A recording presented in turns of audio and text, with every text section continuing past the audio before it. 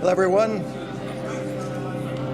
Welcome to the Gibbons lecture. And I'll start with a little quiz.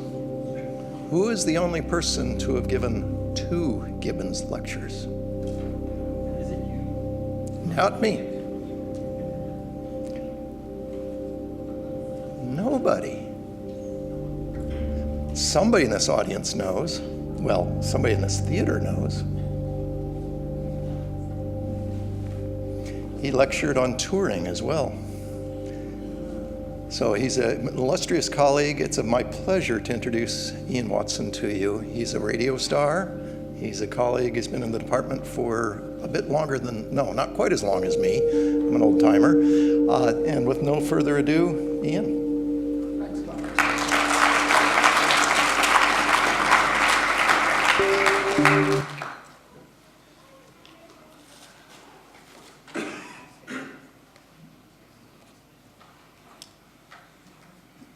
Thank you for inviting me, Bob.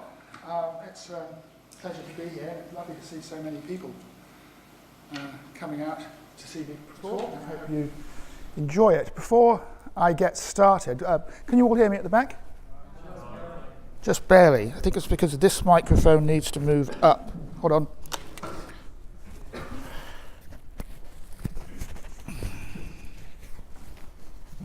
That's no good.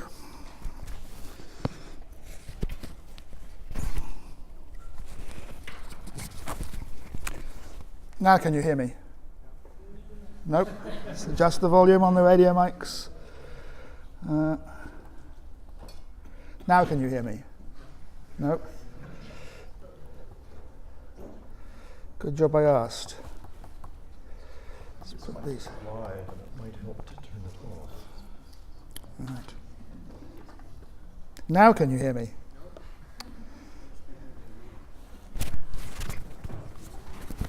It is live.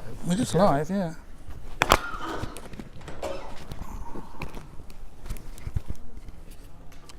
Is that working? It's not. It's not working. Not picking up. Well.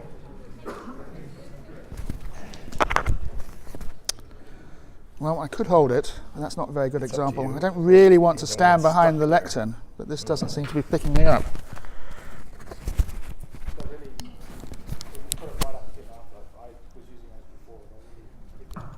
Any good? Nope.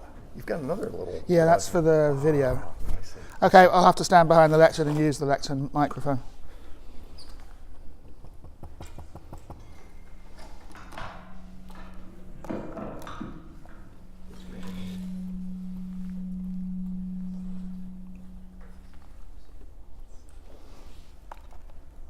I didn't want to stand behind the lectern, but never mind. Okay, right, I'll get started. You can hear me now? Great, okay, well that's obviously a better solution. Before I start, I would first like to say a word about Peter Gibbons, in whose memory this annual lecture series takes place. If it wasn't for him, I literally wouldn't be standing here. He was head of department in 2000 when I was appointed, and so he obviously had quite a role to play in the decision to appoint me, and also my interaction with him during the application procedure and the interview process made me kind of think that moving to Auckland from England was going to be a really good idea, and it was a good decision. I love working here, I've had a great time, and hopefully I'll continue to have a really good time. Now, before we can really crack into the meat of this talk, we actually need to understand what AI is. AI, unfortunately, is surrounded by a huge amount of myth and misunderstanding. And that's principally because the general public get their views on AI from science fiction, from the TV and from movies. And that's a long way wrong. Probably the only other area in computing which suffers from as much misinformation and myth might be hacking. So we really need to kind of establish what AI actually really is at the moment and what it may be in the future. So we're going to actually go back in time further than you might think to the 1850s to a fairly remarkable young woman, Ada Lovelace. Her father was the celebrated romantic poet Lord George Byron. Mad, bad, and dangerous to know, apparently. Well, he insisted that his daughter, very unusually for the time, was educated in mathematics and the natural philosophies, what we would nowadays call science. That was really, really unusual. Most young women, if they got an education at all, it was just to be taught to read and write, maybe a little bit of English history, and then how to play the piano and embroider. Jane Austen is being ironic. Ada was a brilliant mathematician, and she knew it. And moving in, she's a countess, so she moved in the high echelons of society, and she met the famous Victorian mathematician and engineer Charles Babbage, who at the time was working on building a difference engine, a huge mechanical calculating machine that could solve polynomial equations. Only he never finished it in his life. He never actually built one. Although there is now a working replica in the Science Museum in London, if you are going to London. One of the main reasons why he never actually built the difference engine was because he got distracted by a better idea, which was the analytical engine. The difference engine could only solve one type of equation, polynomials. The analytical engine was essentially a mechanical analog to the modern computer. It had input and output mechanisms. It had a memory which could store data, and crucially a program. It had a processing unit which they called a mill, and it could be programmed to solve any mathematical, in theory, had he built one. He never built that either. Although there is a plan at the moment to build one. If you Google Plan 28, they're trying to build the analytical engine. Now Ada saw, she collaborated with Babbage, and she wrote some notes, kind of as an addendum to a paper that he wrote. And he was just focused on doing maths. But she took a leap, and she saw that if this machine could manipulate numbers, you know, the number 9, it's just a symbol. It just stands for 9 things. But as a symbol, it's not really a lot of difference from 2, which we know stands for 2 things. If it could manipulate symbols, then if music could be represented symbolically, perhaps the machine could be programmed to write music. And if words could be represented symbolically, perhaps the analytical engine could compose a poem, could write a sonnet. And so she made this great leap. Now, if something can do maths, and it can compose music, and it can write poetry, then those are the hallmarks of intelligence. And so she started to see and to write about the notion that a machine perhaps could be intelligent. Now, tragically, she died in her early 30s of cancer. And we really have to wait for another 100 years until anything happened in terms of AI. And that, of course, is with Alan Turing, who is one of my great heroes. My other great hero would be Charles Darwin, at least in the scientific arenas. Now, he wrote, well, he's famous for inventing the computer. He's often referred to as the father of computing. He wrote that when he invented that when he was in his 20s. And then, of course, he's famous for cryptography work in World War II and the German Enigma codes. But towards the end of his tragically short life, again, he wrote a paper, Computing Machinery and Intelligence. And it opens with this remarkable question, this first sentence: I propose to consider the question, can machines think? And you'll see on the paper there that the first part of the paper is called the Imitation Game. And in this paper, Turing proposes a way you could test to see if a machine could think, and it's something he calls the Imitation Game. The Imitation Game was derived from a Victorian parlour game, where you had someone in one room who had to judge whether two people in another room were male or female. And it was done by exchanging questions and answers on pieces of paper. And after, I don't know, half a dozen questions and answers were exchanged, the interrogator would have to make a decision as to which of the persons was male or female. And of course, they were trying to deceive the interrogator. And so that was the notion of the game. Turing took this game, the Imitation Game, and he didn't call it the Turing Test. He still called it the Imitation Game. We now call it the Turing Test after him. But it's the same basic idea, only now you have to decide whether your two opponents are a computer or a person. And if the computer can convince the interrogator that they are human, then the computer has passed the Turing test. And that is seen to be a mark of intelligence. But it's really important to notice that Turing, it's important that he called it the imitation game. He never says the machine is intelligent.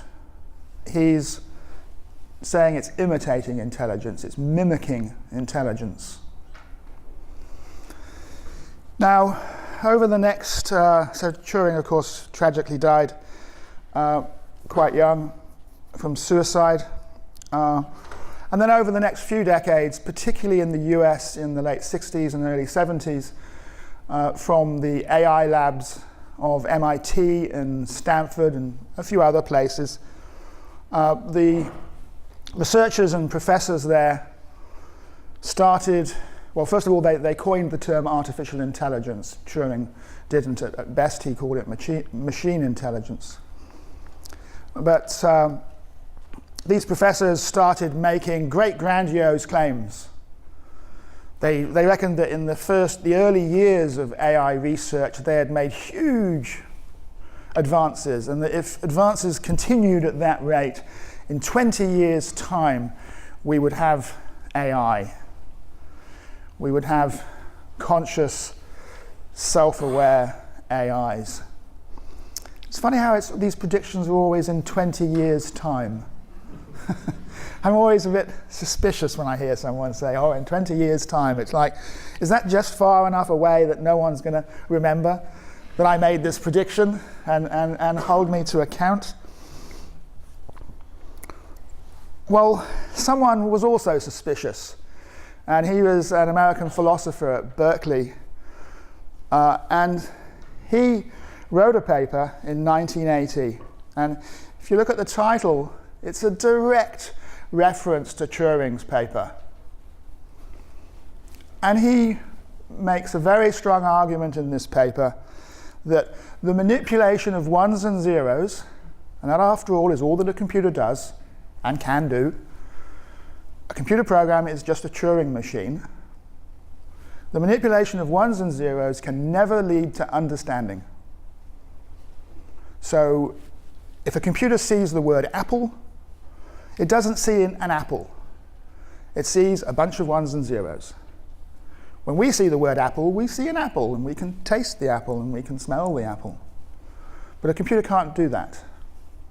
Now, since Searle's paper, AI, ever since, has been trying to prove that he's wrong. Lots of people have come out with different reasons why his paper's wrong. I actually don't think that he's wrong. I think that he's right. But there was another audience for these AI professors in the United States, and they were science fiction writers. And the idea of a self-aware, conscious, super-intelligent computer was like crack cocaine to them. You know, this was just marvelous. We can write stories with computers and robots and things in. And the AI people are saying it's true. Well, it's going to be true in the future. So AI had put out this grand vision of a conscious, a fully conscious machine that was a general intelligence. And what do we mean by general intelligence? You and I are general intelligences. You can drive a car, you can cook a meal, you can play chess, you can learn a foreign language, you can mend a bicycle, you can pretty much learn how to do anything given the time. Whereas AIs are specific intelligences, at least at the moment. A driverless car can just drive. It can't cook you a meal. A chess program can just play chess. It can't play backgammon. They're specific intelligences, not general. But of course, the science fiction community was not interested in the reality. They wanted the grand vision. And probably the best example, well, it certainly always is number one on the top 10 or top 100 list of the best science fiction movies of all time, is Stanley Kubrick's 2001: A Space Odyssey, released in 1969. It's an absolutely wonderful film. It must have been mind-blowing in '69. I'm going to play you a clip where the AI, Hal, is interviewed by the BBC, and this is his response. Good afternoon, Trainer. Everything is going extremely well. Let me put it this way, Mr. Trainer. The 9000 series is the most reliable computer ever made. No 9000 computer has ever made a mistake or distorted information, so I am constantly occupied. I am putting myself to the fullest possible use, which is all I think that any conscious entity can ever hope to do. Bishop takes Knight's ball. I'm sorry, Frank, I think you missed it. Queen to Bishop 3. Bishop takes 3. Knight takes Bishop. Thank you for a very enjoyable game. Now, in that little clip, I edited on the chess playing bit at the end of the interview. Hal refers to himself as being conscious. I think I can say he because he's got a male voice. And he's playing chess. Now, this predates IBM's chess program, Deep Blue, beating Kasparov by over 20 years. A little bit of an amusing aside, if you take the letters HAL and you increment them by 1 in the alphabet, you get IBM. I don't think that's an accident. So let's carry on with science fiction, because actually, funnily enough, it was science fiction writers who actually really started to first think about AI and ethics. In particular, Isaac Asimov, who in a wonderful series of short stories used the 3 laws of robotics. Now, I'm probably working in AI because of science fiction. I loved reading science fiction when I was a child, and when I became a computer scientist, the only area I really wanted to work in was AI. Databases are dull.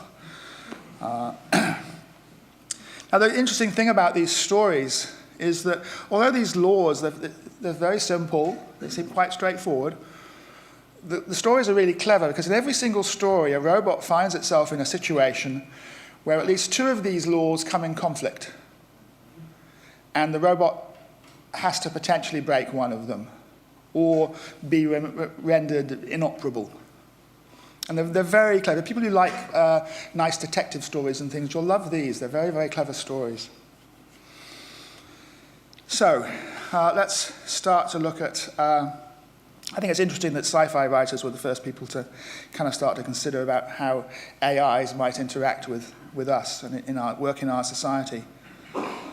So let's look at an ethical question, and it's often referred to as something like the autonomous vehicle dilemma.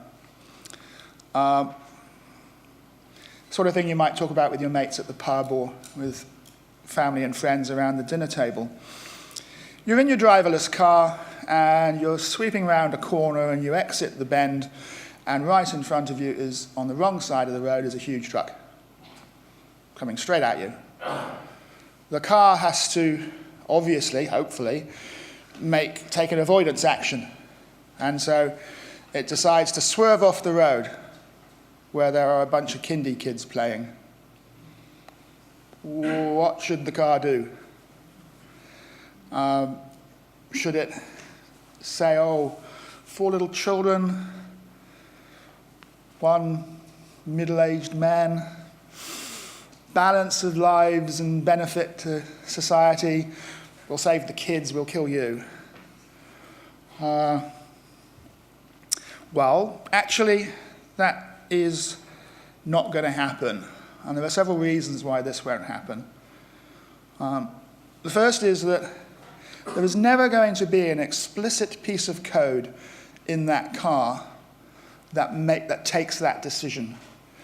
If we go that way, we might kill 4 young children. If we plow into the truck, we'll kill 1 vehicle owner. Because if it ever got into the public domain that that piece of code was in that car, who would buy that car? Would you buy a car that was programmed under certain circumstances to kill you?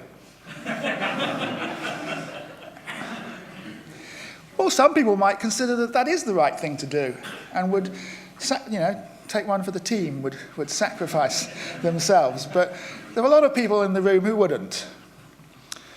The other reason why it's not going to happen is if that code did exist in the car, but it was not so well known, it does leave the company potentially open to liability because they could be sued because the car has intentionally killed you.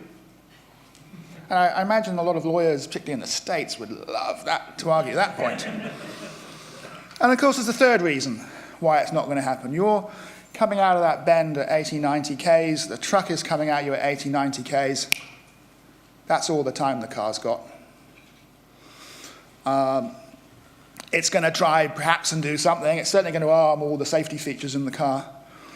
But whatever the result is, if you're killed or some of the kids are killed, it's a tragic accident. So let's look at a more realistic ethical problem. Oops. That's what comes to most people's minds when they think of autonomous weapon systems, the Terminator. Great series of movies, I love them. But once again, it's science fiction. What we're really talking about are these things. This is a Predator drone. They're flying over the borders of Pakistan and Afghanistan and Yemen and other places. But they are autonomous to an extent. They can fly from A to B on their own. They can patrol an area on their own.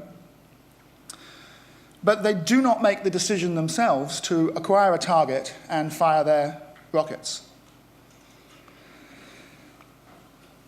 In some base back in Afghanistan, or even as far away as the US, there are some relatively young recruits who are looking at all of the signal data, sensor data that's coming off the drones, and they are looking for potential targets.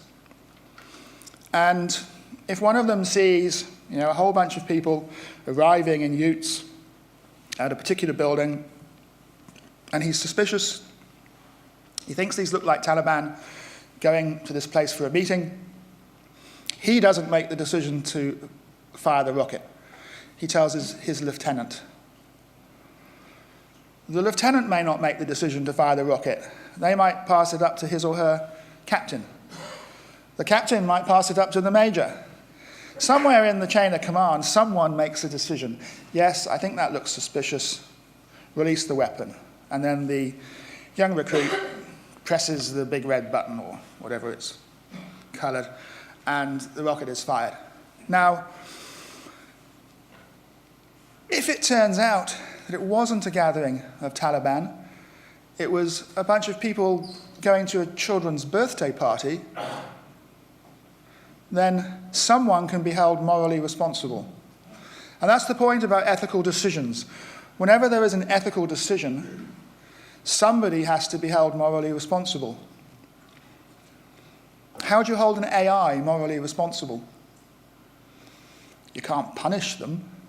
You can switch it off, destroy it, but how can you hold the AI morally responsible? The major or the captain can be court-martialed and can be demoted, can be imprisoned. But it's very hard to see how you would do that with a drone. Is it the manufacturer's fault? Maybe. Is it the programmer's fault? Is it the person who decided to deploy the drone? Well, yes, they probably do actually carry some responsibility, but it's really hard. So for several years now, there's been a campaign going to make an amendment or to add something to the Geneva Conventions to outlaw the ownership and deployment of autonomous weapons systems, just as chemical weapons and biological weapons and mines are now outlawed. And that would seem to be quite a sensible thing to do. Why would we want to release into the world weapons systems that can autonomously decide to kill people? That's really not a good idea.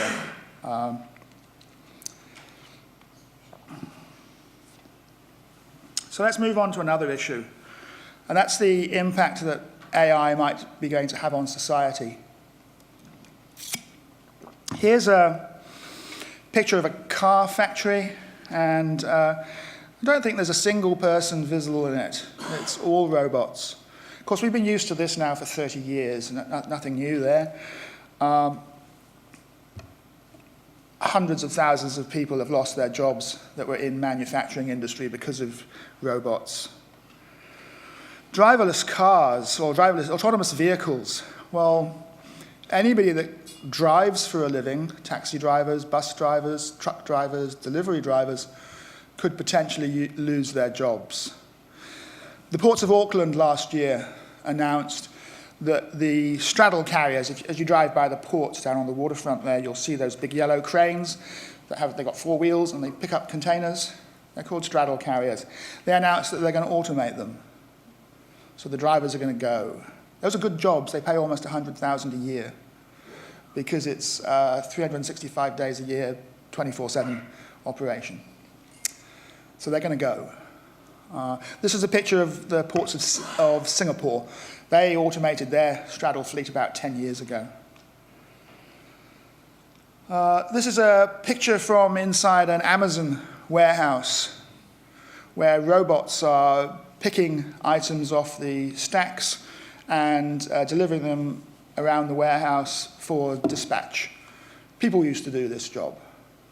Amazon actually bought the company that makes the robots because they knew they were going to be buying so many. This is a street cleaning robot in Italy that sweeps the streets and picks up litter. This is a hospital porter in Korea. Can move patients around the hospital, can deliver supplies, take blood to be tested and so forth. And this is a burger flipping robot. Now there actually are already in Japan, there are some ramen noodle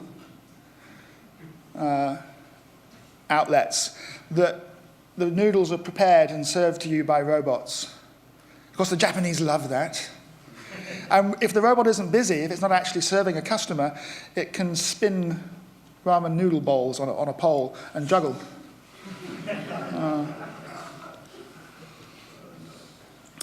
So we're potentially seeing a whole swathe of these sorts of jobs going. This is a picture from the Great Depression. Now we might see a new Luddite revolution where people start to sabotage and destroy robots because they're fearful for their jobs. But society needs to really think about this, because what are all these, if we leave it to individual companies to make the decision, then they have no choice, but in fact they're obliged to act in the interest of their bottom line and return to their shareholders. So they will all take the financially best decision for the company. Now, some people recently have been, and some quite famous people, I've been putting forward this idea that robots should be taxed. After all, you and I, we work and we all pay tax. So if a robot is working for profit, why shouldn't it pay some tax? Now, that tax has two uses. One use is that it can obviously be used to pay for social security to all the people who've lost their jobs. And some people link it to the notion of universal basic income, that it could go to fund that. I'm not saying that I'm necessarily a fan of that. I haven't given it enough thought, I don't think. But the other thing that this tax can do, which is really much more interesting, is that it can be used by policymakers as a lever. If the tax is high, then the robots become less economically attractive. And so their deployment will be slower. If the tax is super low or non-existent, then just go for it. There's no reason why you can't deploy as many robots as you please. But policymakers could play with the level of that tax year on year. They could tweak it. It's budget day today, so it's quite appropriate. And of course, politicians love having something to tax. So that I'm sure a lot of them would think, oh, something new we can tax. This is great. Let's raise some revenue from this. So it's an idea. But before we all get too smug, we're all, I would assume, mostly middle-class professionals or wannabe professionals. Oh, well, we're safe. We don't do those sorts of driving, hospital portering jobs, burger flipping. We're safe, but no. The law, accountancy, medicine, all sorts of administrative jobs, even journalism, are all at threat. I mean, take a legal example. Drawing up a standard contract for the sale of a house. It's the same as pretty much every other standard contract for the sale of a house. A person doesn't have to do that. That can be done by an AI. The online accountancy systems like Xero and MYOB, they are already automating an increasing number of routine tasks. You think journalism might be safe because, they've got to write something. It's creative. No. I've got a colleague in the US called Chris Hammond, and he has a company called Narrative Science. And what his product does is it takes statistics off the news wires, like Reuters, of sports games. It also works for financial statistics. But let's say it's taking the statistics from a baseball game. It can then automatically generate a short piece describing that game. I'll let you read this.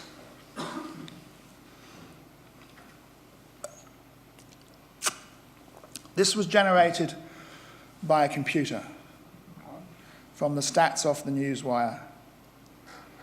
I don't believe anyone, if they read that in the newspaper, would not think it was written by a person.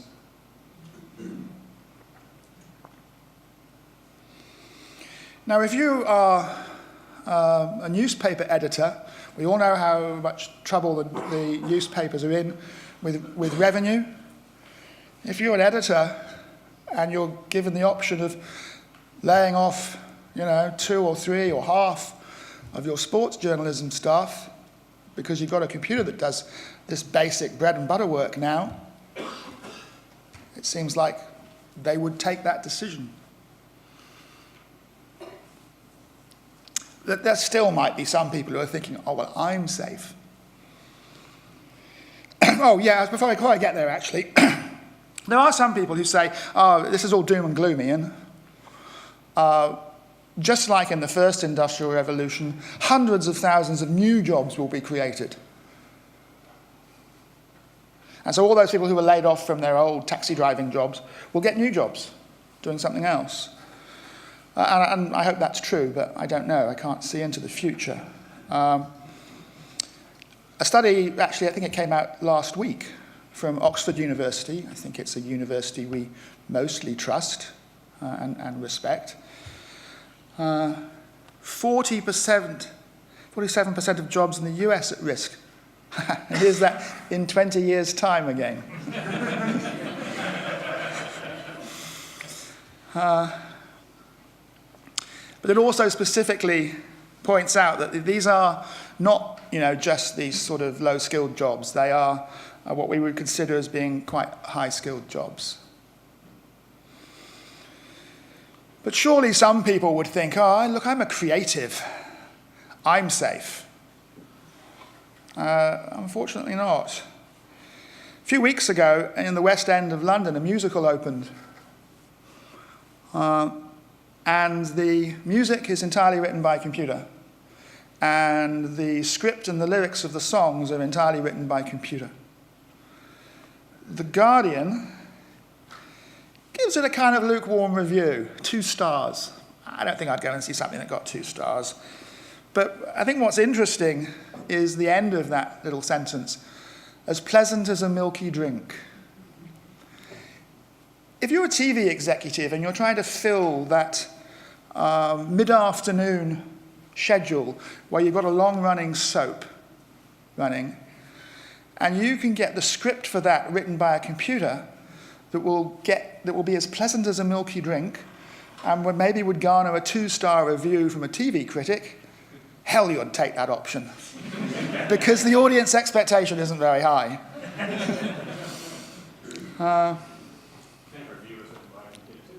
It might have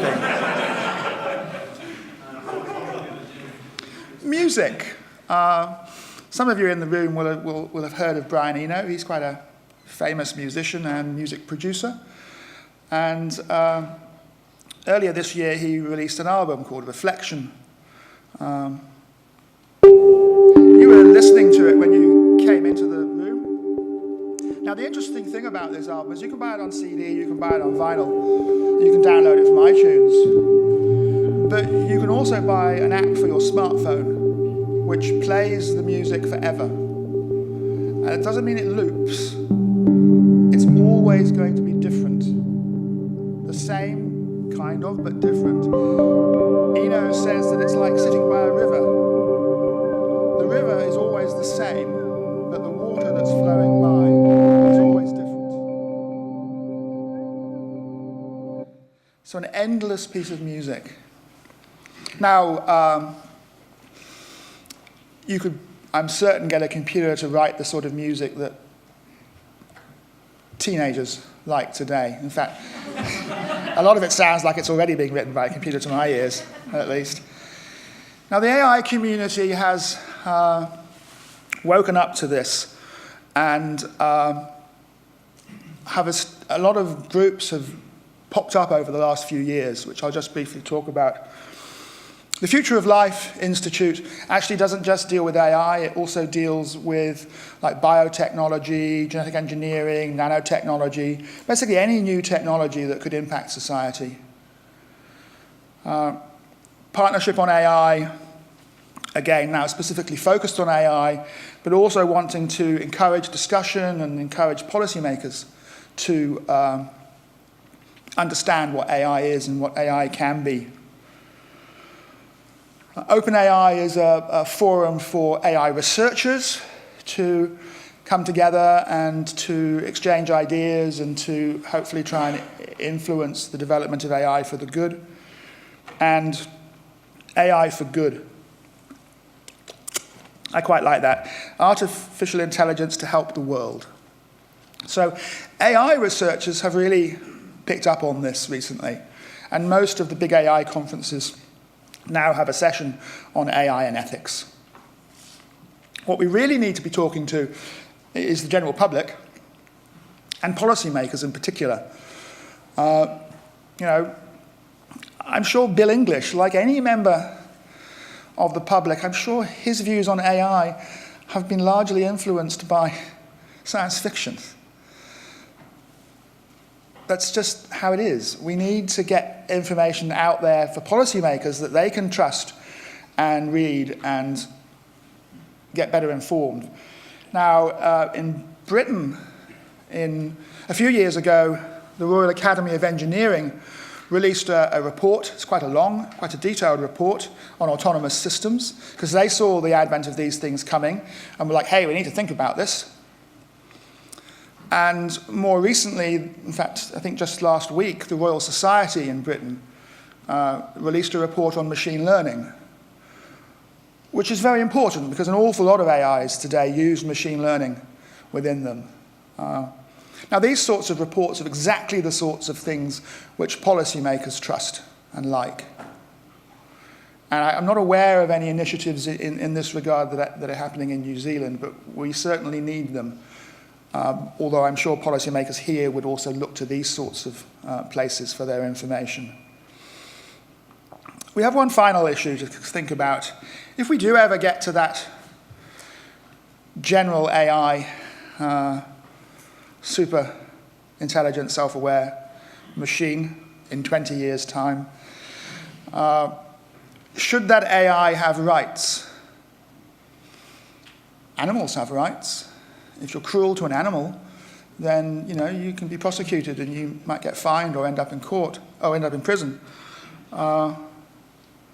If an AI is conscious, and if by turning it off you could kill that consciousness and maybe erase its memory, you've killed a conscious being. Shouldn't it have rights? Now, once again, Stanley Kubrick and Arthur C. Clarke, back in '69 and 2001, saw this coming. And there's a lovely piece towards the end of the film where the sole surviving crew member of the 5, Hal's killed the other 4, decides he might be a good idea to turn Hal off. And so he goes to do so, and this is a short clip of that. I know I've made some very poor decisions recently, but I can give you my complete assurance that my work will be back to normal. I've still got the greatest enthusiasm and confidence in the mission, and I want to help you.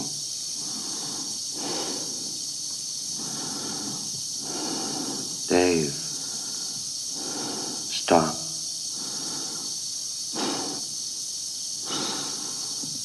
Stop, will you?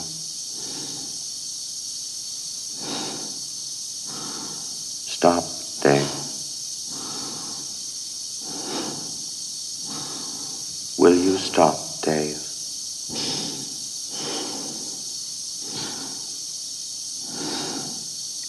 Stop, Dave.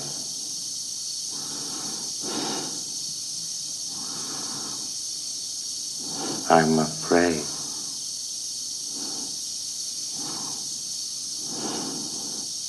I'm afraid, Dave.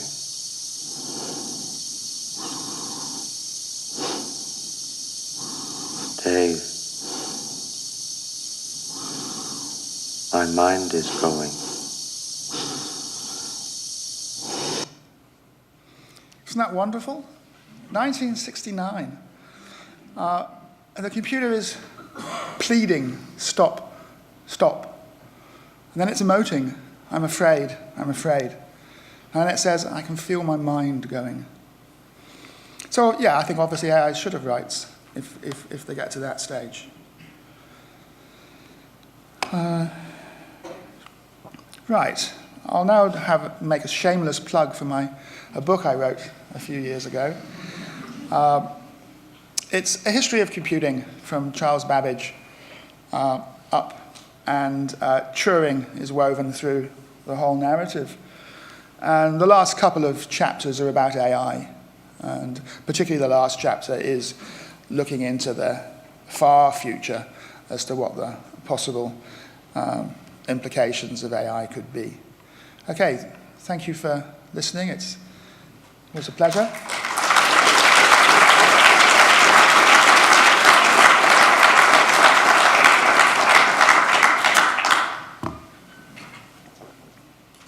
Questions?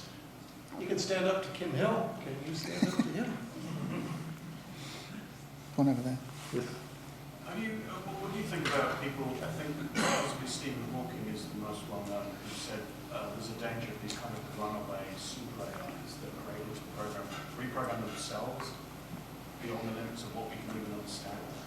Yes, the question was, people like Stephen Hawking and others are saying that there's an existential threat to humanity from super intelligent AIs, particularly AIs that can either reprogram themselves or create new AIs that are smarter than they were. And so you'd get this kind of exponential curve of AI development, and we would be left trailing behind in the dust. I think it's worth us recognizing that that is a possibility, but it's not on the horizon at the moment. And I think it's definitely, 20 years again. I think it's beyond 20 years. We do have computer programs that can create computer programs. In particular, for quite many years now, we've had genetic programming where they can improve the performance of a particular computer program using genetic algorithms. It's something that we should be aware of. And this is really the reason why all these sort of societies and organizations have sprung up in the last few years, to provide platforms for people to raise issues like that and for people to get together and discuss. And why I think it's important, for example, that we don't release autonomous weapons systems. There are certain things we definitely don't want to do, which we can do now. Other things that we should consider of that might happen in the future, but we're not there yet.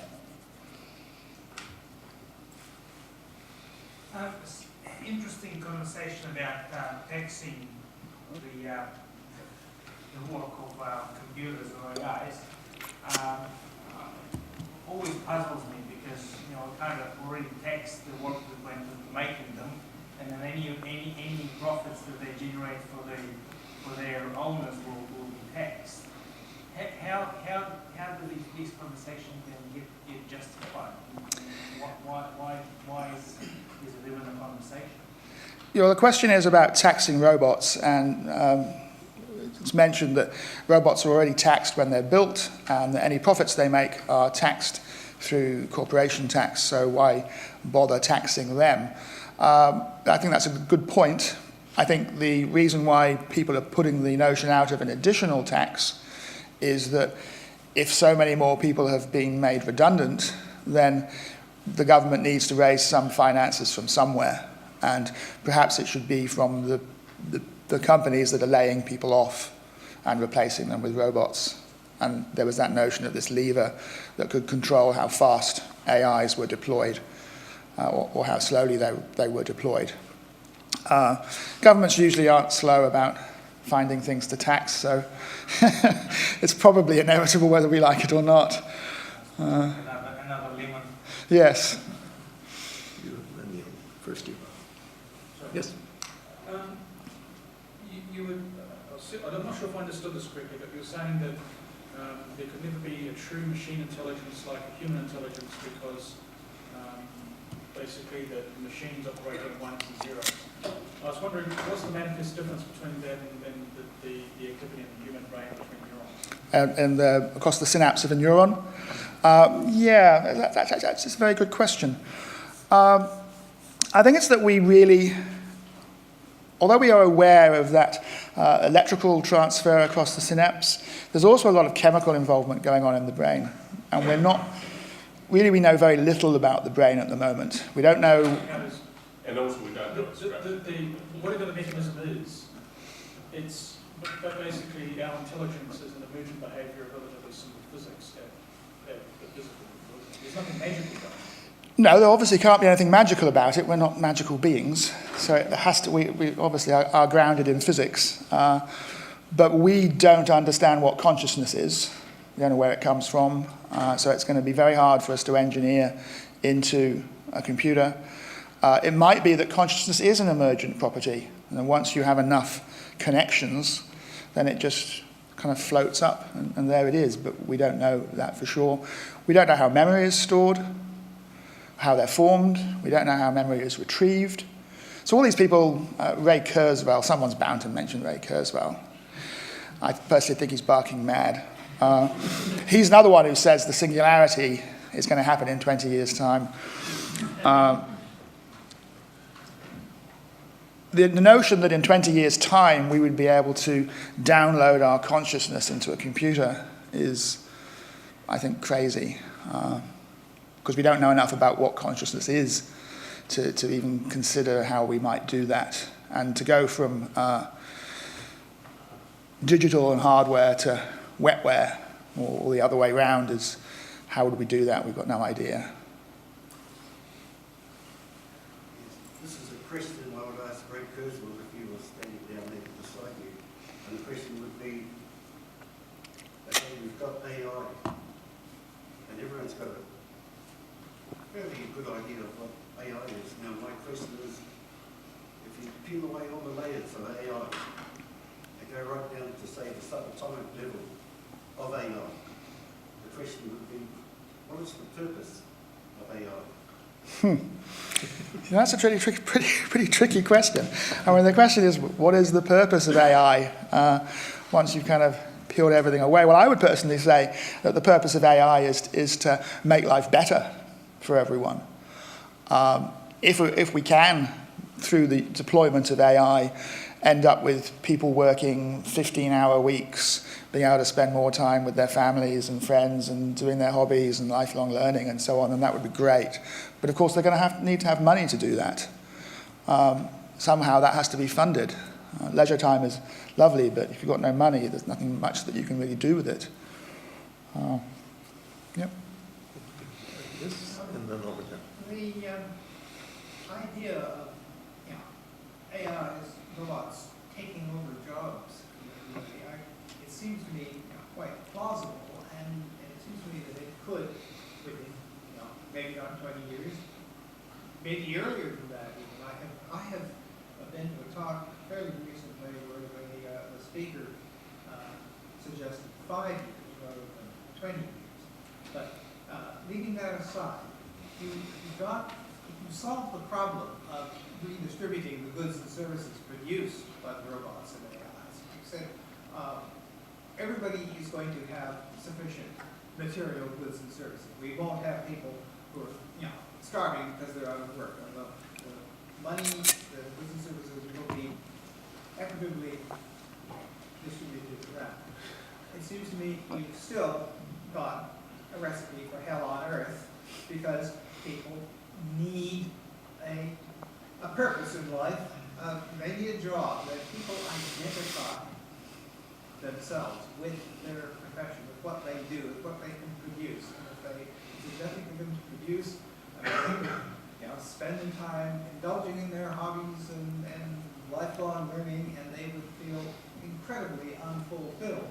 Yeah, I agree with you. I agree with you, sir. The question was, people identify themselves very much with what they work at, and they get a lot of fulfillment from it. And it's quite true. The first thing you ask someone that you meet for the first time, it's usually after what their name is what do you do? Yeah.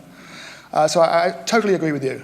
And going fishing every day or doing the garden or whatever doesn't really fulfill that role. So I think maybe this is why the universal basic income is an interesting point, because people could go to work but not take as much money for it. In which case, again, if the robot tax was a little bit high, then the robots wouldn't be economically efficient, and so people would still do the job. Good evening. There is an entire applied ethics field or discipline that deals with this question, and it's called information ethics. Are there any collaborative projects between the computer science department and the philosophy department? I can only speak to what I know, and I'm not aware of any. That doesn't mean that there aren't necessarily any. Yeah. Oh, sorry, the question was, is there any collaboration between the philosophy department and computer science with regard to ethics? And as I said, I don't believe that there is. Yeah, we have time for one more question, and I'll take you in the back. So in case we say that certain things we don't want automation, how can we prove the company or whoever doesn't use automation? So the question is, if we say that we don't want certain things automated, how can we prove that a company isn't automating it? Yeah, good question. I don't really know.